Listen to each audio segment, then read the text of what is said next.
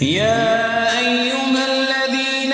آمنوا إذا نودي للصلاة من يوم الجمعة فاسعوا إلى ذكر الله وذروا البيع